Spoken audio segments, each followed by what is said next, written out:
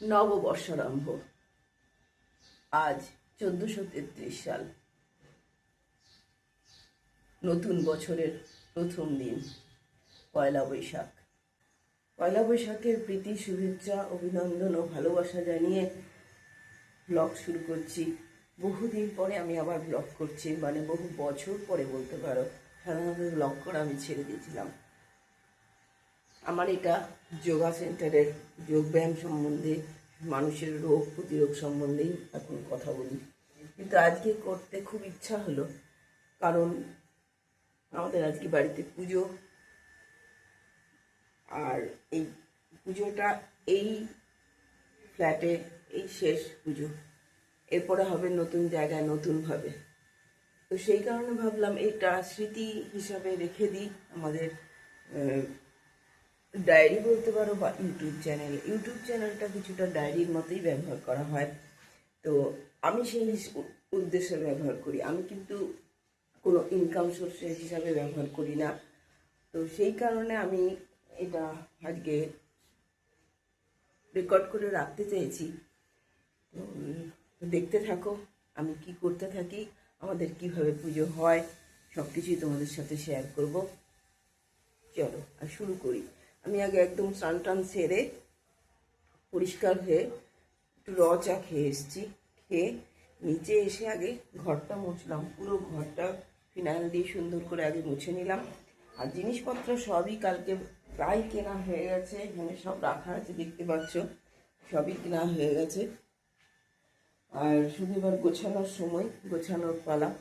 আর ঠাকুরমশাই আসবেন 8:30 থেকে 9টার মধ্যে। আর আমাকে গোছানো কমপ্লিট করতে হবে। তো চলো তোমাদের সঙ্গে নিয়ে আমি গোছানোটা কমপ্লিট করি।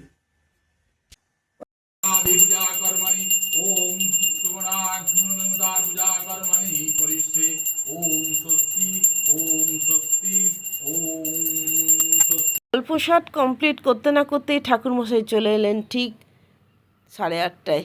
সেজন্য আমি তোমাদেরকে আমার গোছানোটা দেখিয়ে উঠতে পারলাম না। कालो भूतानेता परोनीत दीकपन्तु रक्त सामकराचरम ब्रह्मणां ससनां सामस्तकला सिद्ध सिद्धिनां एता गंध पुष्प ओम लक्ष्मी देवीर भौ नमो नमः एता गंध पुष्पे ओम लक्ष्मी देवीर भौ नमो नमः।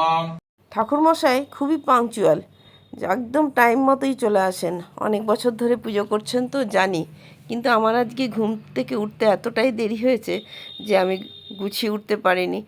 মেন আমার ঠাকুরের জায়গাটাই গোছানো হয়নি, ঘট, তারপরে আমপল্লব দিয়ে ওখানটা সাজিয়ে উঠতে পারিনি। যে ভূতা ভূমি সংস্থিতা যে ভূতা শিবজ্ঞানাং ওম বেতালশ্চ বিজাসশ্চ রাক্ষসশ্চ সরীসৃপাং অপসন্তু সেই সর্বে নরসিংহারিতা ওম ভূতা দিব্যায় নমো নমঃ ওম ফট ওম ফট ওম ফট। তাতে কোনো অসুবিধা আমার হয়নি। উনি এসে ঘট, ডাব, ঠাকুরের গলায় মালা পরানো, মানে ওখানটা উনি গুছিয়ে ফেলেছেন। তো সেই কারণে আমাদের একটু তাড়াতাড়ি হয়েও গেছে।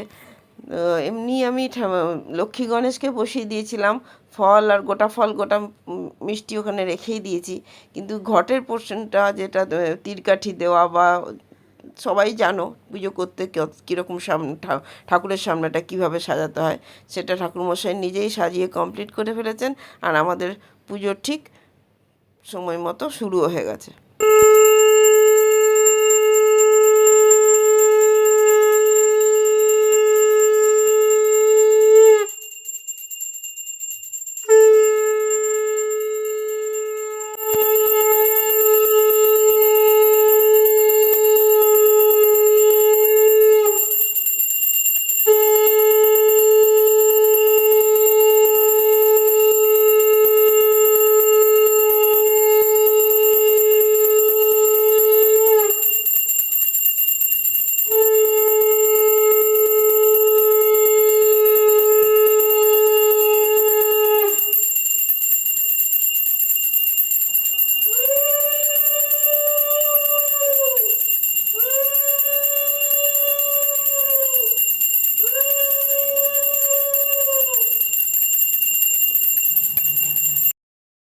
পুজো শেষ হতে হতে ঠিক 10:30 বেজে গেছিলো।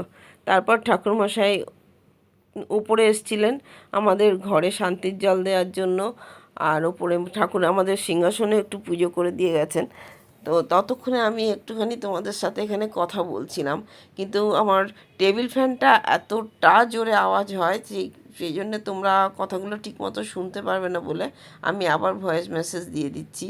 তো দেখে নাও, তখন তো আমি তোমাদের গোছানোটা দেখাতে পারিনি, এখন দেখে নাও কীরকম গুছিয়েছি।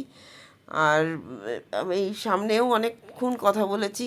তো এই ঘরে আমার এবছরের মতো শেষ পুজো, তো সেই জন্য আমি তোমাদেরকে ভালো করে এই ভ্লগটা আবার করে রাখতে চাইছি, সে দেখিয়ে দিচ্ছি সে জন্য আরও বেশি করে। তো একটু মনটা ভারী হয়ে গেছিলো এবং গলাগুলোটাও প্রচণ্ড ভারী হয়ে এসেছিলো, মানে এত সুন্দর করে আমি এটাকে সাজিয়েছিলাম। তো আশা ছিল আরও 5-7 বছর এখানে আমি থাকতে পারবো, কিন্তু বিশেষ একটা কারণে আমাকে এটা ছেড়ে দিতে হচ্ছে। যে আমাকে ছেড়ে দিতে হচ্ছে না, মানে যাদের ফ্ল্যাট তারা ফিরে আসছে আর কি, তাদের জন্য তাদেরকে দিয়ে দিতে হবে এটা।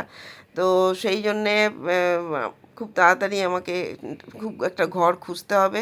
তো তোমরা সবাইকেই বলছি, আরিয়াদহর আশেপাশে যদি কারুর বাড়ি এখানে থাকে, তাহলে কোনো এক রুমের ফ্ল্যাট যদি একতলায় পাও, অতি অবশ্যই আমাকে খবর দিও।